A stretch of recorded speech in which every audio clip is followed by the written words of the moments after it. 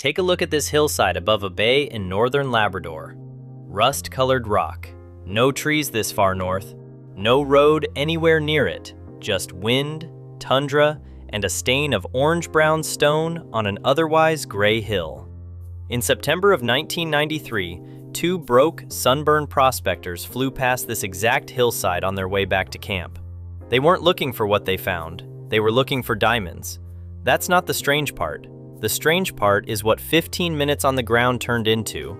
A nickel deposit so rich, it would trigger a corporate bidding war, reroute a mining giant's entire strategy, and eventually add more than $20 billion to a Canadian province's economy.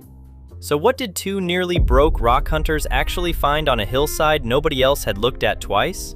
And why did it take another 12 years before a single truckload of ore ever left the ground? Two men looking for the wrong mineral. Al Chislett was 45. Chris Verbisky was 25, a college dropout with an obsession for rocks. Together, they ran a tiny prospecting outfit called Archean Resources out of St. John's, Newfoundland. In the summer of 1993, a small company called Diamond Fields Resources hired them, not for nickel, for diamonds. Diamond Fields paid Chislett and Verbisky's company $372,000 over 4 years for their claims, plus $500,000 more to fund an exploration season combing the wild coast of Labrador. The summer had gone badly. Sunburned, covered in bug bites, and running low on both money and time before the Arctic weather shut prospecting down for the year, the two men had found essentially nothing. The last flight of the season. Then, as the light was fading in mid-September, they were flying back toward their camp near the Inuit community of Nain. From the air, low over a hillside above a place called Voisey's Bay, they spotted something. A thick stripe of rust-colored rock, cutting across an otherwise unremarkable slope. To a trained eye, that rust color meant one thing: iron staining, the weathered, oxidized surface signature of sulfide minerals hiding underneath. They landed. They chipped samples off the outcrop. Within about 15 minutes standing on that rock, both men understood they'd found something that mattered, even if neither of them could have guessed exactly how much. What the rock turned out to be? The early samples came back showing copper, enough to justify pushing Diamond Fields for more exploration money. At the time, Diamond Fields itself was barely holding together, a struggling company backed by mining financier Robert Friedland, best known for an earlier, almost absurd pitch to investors about vacuuming diamonds off the seafloor near Namibia. It was Diamond Fields' own company geologist, a man named Richard Garnett, who pushed the board to take the Labrador results seriously and commit real money to following up. That bet paid off almost immediately. By November of 1994, Diamond Fields announced the discovery of a major nickel-copper-cobalt sulfide body. By July of 1995, drilling had already outlined nearly 32 million tons of ore, and the grade was the part that stunned the industry: 2.83% nickel. Most nickel deposits mined around the world run well under 1%. Voisey's Bay wasn't just large.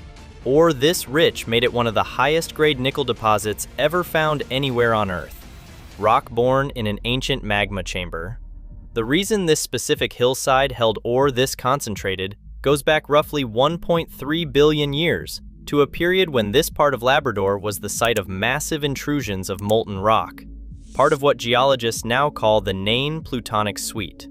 As nickel and copper-rich magma pushed up through the crust, it moved through narrow underground channels, almost like magma plumbing. In certain places, that flowing magma picked up sulfur from the surrounding rock.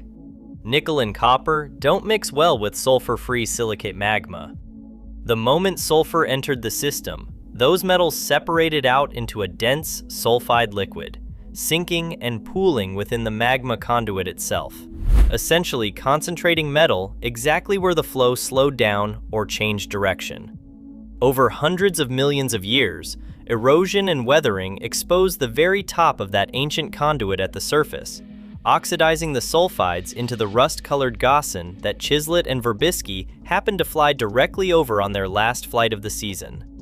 Similar conduit-hosted deposits exist elsewhere in the world, most famously at Sudbury in Ontario and Norilsk in Russia. But few anywhere combine Voisey's Bay's grade with a location this remote and this difficult to reach. A bidding war changes everything. Word of the discovery didn't stay quiet for long. Diamond Fields, a company that had been scraping by only months earlier, suddenly controlled one of the richest base metal discoveries of the decade.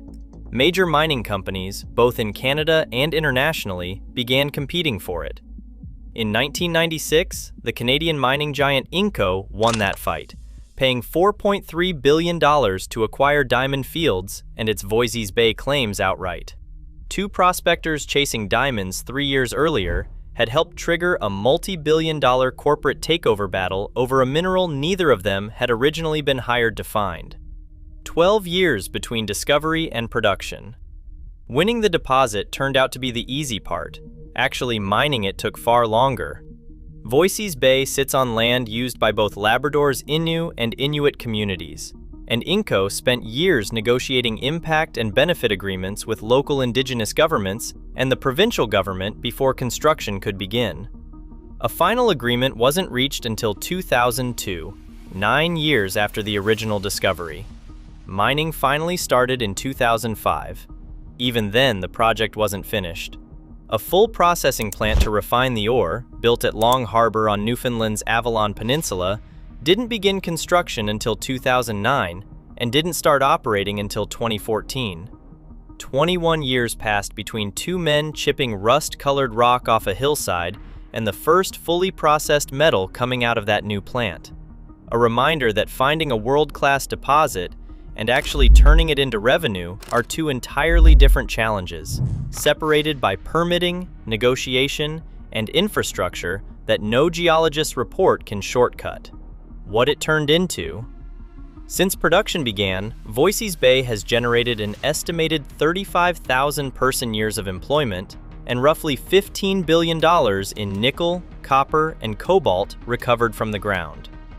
Newfoundland and Labrador's government projects the mine will add close to $20.7 billion to the province's economy over its estimated 30-year life. For Chislett and Verbisky, the payoff was direct. They'd negotiated a 3% royalty on the mine's output back in 1994, a stream that, at its peak, paid out roughly $36 million a year. Chislett sold his stake in 2005. Verbisky sold his in 2010 to Royal Gold and used part of the proceeds to build 2 salmon fishing lodges back in Labrador, not far from the hillside where it had all started. Chislett died in 2018 at 69, still remembered in Newfoundland as the man who helped turn a failed diamond hunt into one of the richest nickel discoveries in Canadian history, where it stands today. The hillside above Voisey's Bay looks nothing like it did in 1993 anymore. There's an open pit now, a concentrator, port facilities on nearby Anaktalak Bay. Decades of infrastructure built directly on top of a conduit that formed 1.3 billion years before anyone was around to name it. But the origin of all of it still comes down to 15 minutes. 2 nearly broke men, at the tail end of a bad season, glancing down at exactly the right moment as their aircraft carried them home. Nobody sent them looking for nickel. Nobody had mapped that hillside as promising. It was rust-colored rock on an ordinary slope, seen from the air, for maybe a few seconds, by 2 people who happened to know what that color meant. Everything that followed, the billion-dollar bidding war, the decade of negotiation, the port facilities and the concentrator, and the plant on the other side of the province, all of it traces back to that one glance out a helicopter window, at the exact moment the light was starting to fade on the last flight of a season that had otherwise produced nothing at all. If you want to see more of this, please like and subscribe.